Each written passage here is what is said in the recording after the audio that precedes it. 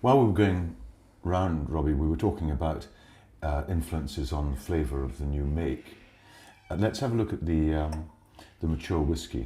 What is the style that you're looking for, the character you're looking for in your mature whiskey? It depends a lot on the age, Charlie. If you're looking at the 10-year-old, and 10-year-olds, you know, it's quite a clean whiskey with a wee bit of sherry influence there, appley, fruity, you know, quite a light, smooth whiskey. It's a fantastic one for somebody that's never really been introduced to the world of malt. Yes. You know, my wife followed me around 12 distilleries before I came to Glengoyne. Never touched my stuff. Great. Came to Glengoyne. She likes my whiskey. It's not so good, you know, but she's getting into whiskey now, you know, so she's now getting into my my whiskey collection big style. And that's where Glengoyne comes in. It's nice, you know, it's easy to drink, it's smooth. And then as you move through to the, you know, the older ones, the 17-year-old, for example, it becomes more robust. There's more going on in the glass. You can tell just by looking at it. There's more going on in the mouth when you drink it. It's got some of the qualities of the younger whiskey, which comes right from the new make spirit. You know, it always goes through there. That real taste of malt goes right through the ages. You know, that's what we're trying to get in the process from the very start, and it carries through in our final product. So what we've got here is a really robust whiskey. It's full of lovely sherryness, burnt orange in there, deep red apples, Christmas pudding in a glass as well. It's got everything that's in there. I mean, I'm getting a watering mouth here just talking about it. And you can just smell it. It's a slight burnt toffee? It is, yeah. You've got that burntness coming through, which is the sherry influence. Nuts, creamy. And yet it has got that fruitiness. It's retained the sort of fruity character. Yeah. And the 21-year, because your key expressions are 10, 17 and 21, are they? Yeah. We've also got the 12-year-old. And 12. 12-year-old came out 2 years ago, which is the Casks strength, which is fantastic. It's an award-winning whiskey as well, as is the 17-year-old. So yeah, they're the main ones.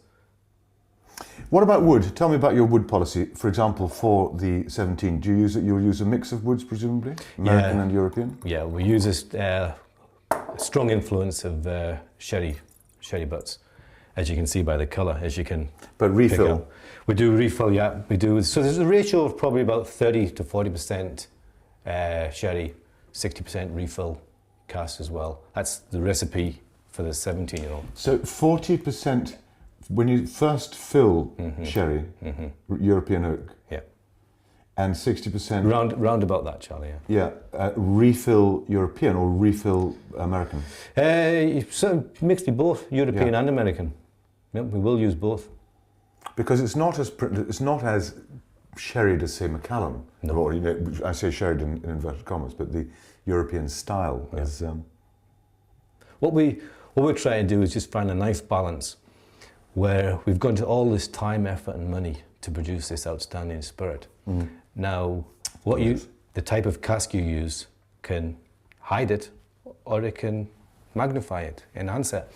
So we could put it in really heavily sherried, make it nice and really dark, but then you kind of lose some of that. You're losing the distillery character. You're losing that character. And maybe some people want to lose that character, some people want to enhance it. We want to enhance ours because we spent a lot of money on producing it. Which brings me to these ones, because these were single casks selected by your guys, the people that make the whiskey, and you can see by the colours that we've got very European style, these very, very dark bottles here, and this is more American style in terms of colour. What was the idea behind this project? Well, we're very lucky to have probably the most opinionated bunch of buggers you've ever worked with in your life. You know, they've got an opinion on everything. And I'm not saying it's the right opinion, but between the six guys that chose these whiskies, there's almost 2 centuries of experience. Yeah, really. Yeah, so they do know about making whiskey. So we thought, well, it'd be a good idea if we let them loose into our maturation warehouses. Under close supervision, I imagine. Well, very close. You know, I was right behind them all the way. You know, I'm a supportive kind of manager that way. And give them free range, just to look around the casks, find one they like, and put it in a bottle, as we've done here. So the first one that I'm looking at here, Peter Andrews' choice from a Pedro Jimenez butt. Yeah. Bit like Peter, a wee dark horse. Is that right? Yeah, fantastic. Sherry monster. Nice though, isn't it? But it's not sulphury. No. We introduced that one at Whisky Live, and it just went down a treat. I remember certainly the Malt Maniacs were all clamouring to get bottled. You can only buy them at the distillery, is that correct? No, you can get them at some specialised retail outlets as well. The whole idea at the start was to sell everything at the distillery. Then other people heard about them. You know, people we sell 17-year-old to, 10-year-old, and they says, well, you've got to give us a chance to sell this as well. So we got about half of them at the distillery, and the remainder went to all these other outlets. And when were they bottled? These ones were only bottled in September. Charlie's went into bottle in September. The other two Mashman was August. And then the Stillman, they were bottled September 2005. So we've got another 3 guys to go next year. And then that's the whole production team done. And then what, you start again? Well, I think you should. Why not, American oak sherry butt, that's unusual. Mm-hmm. It's very unusual for us to release something like that. Well, it is very interesting because you see the influence of the wood much more than in your proprietary bottling, your standard 17-year-old. That's curious because that is American oak, but it noses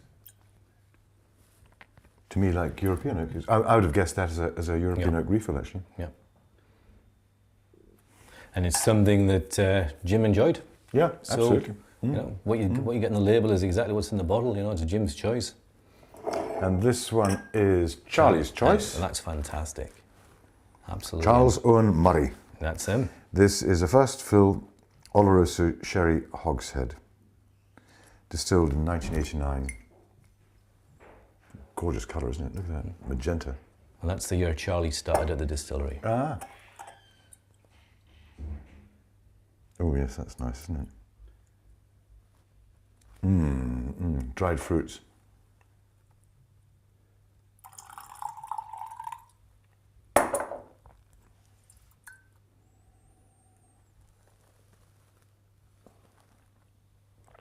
I put a bit too much water in. It's nice though. But as I was saying, you're losing a lot more of the distillery character with these very active casks. That's right. Yeah. It's something we release occasionally, these single casks. Great fun. It's absolutely fantastic, and it's a good way of getting people's opinion without going to great expense of doing vast vatings and bottlings. If somebody doesn't like it, well, it's only one cask. Exactly. So it's not the end of the world for us. But people do like them. These sell very quick. As soon as they go on the shelf, they're practically. I can believe it, and they'll be highly collectible as well. Highly collectible, and that's most people do spend a life looking at these whiskies, but me, I can't. I just drink it. A whiskey's got a shelf life of about a month in my house. But you said you have got a collection. I've got a collection of things that were special to me when I was at Glenelgyn, 100 years. So I got a centenary bottle. Yeah. When I was at Imperial, 100 years, I got a centenary bottle. And you got these ones. And Balblair, you mentioned earlier. That's fabulous. Was it 64 Balblair? Was it? That's 34-year-old. 1968 distillation of Balblair. I worked at Balblair too, so that means something to me. So it goes here. One day my kids will probably just open up the sale and piss it up the wall, and I'll be tumbling in my grave. Or your wife will get it. Or my wife, she'll give it to her lover or something like that, and I probably won't get to taste it or get any benefit from it, but hey, that's what dads are for sometimes. Yeah, absolutely.